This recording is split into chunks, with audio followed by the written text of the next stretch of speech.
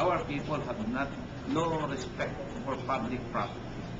And that is actually the great program. No? I would say it's a great program because we have initiated this on the sidewalks of Metro Manila. We are actually disciplining our people, telling them that public property has got to be respected, and showing them why we need to respect public property. Because that will set a good example for the whole country. The other thing is, ano isang question mo? Now, regarding po din sa urbanization ng Metro Manila. Urbanization, yeah. We have 544,000 squatter families in Metro Manila. And we need to address this problem. We have to give them as provided for in the Constitution, in shelter.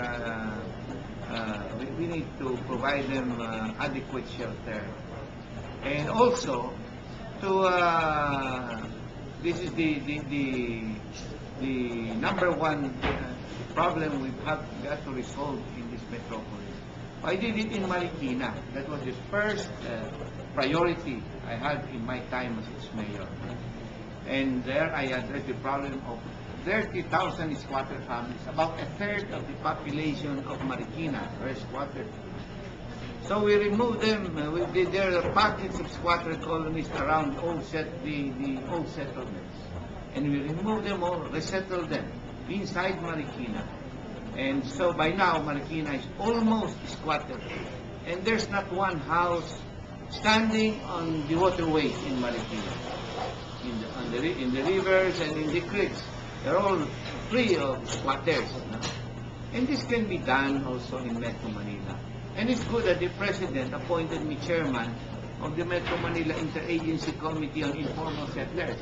And we were able to, we have reviewed all the policies of government with regards to housing and informal settlers. And so we have presented that solution to that result of this to the President. And it only needs to be implemented.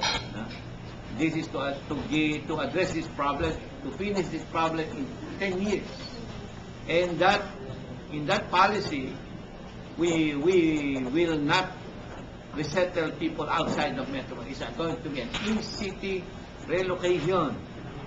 But we need to have certain policies like rental housing only, so that it can be subjected to foreign development in 15 or 25 years and all this kind of thing.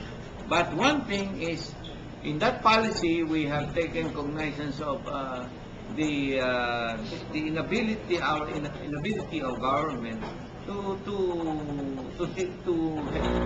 discipline, no? Or how to channel these benefits to the real needy, to the right beneficiaries. And we have this solution to this problem, because in this big undertakings, always the unscrupulous, those who are brave enough, who actually are benefiting from taking advantage of patapangan na nangyayari. But we have addressed the problem based on our experience. And so that will be the number one, should take first priority. Another things like traffic, I have made that proposal, which was approved by the President and of the Cabinet, the 7 major roads program for Metro Manila. And I presented this about maybe 5 years ago, and by now, we should now be tackling the next 7. Dapat sana yung mga major roads, like in the first 7, we have Commonwealth Avenue, yung EDSA, Marcos Highway, MacArthur Highway, Arten, and C5, and Quezon Avenue. Yung mga roads na dapat completed na yan.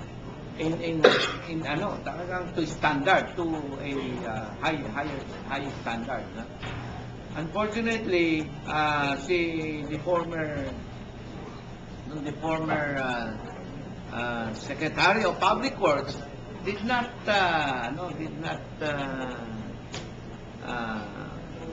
give us did not set aside enough funds for this, no? It was not, maybe it's not as part of his priority. So that program needs to be completed so we can go to the next 7. And in that program, we are to focus on 7 roads at a time. But we have to complete this first 7 before we go to the next most important roads, no? Pag ganun. So that people can appreciate the development, so people can see things completed.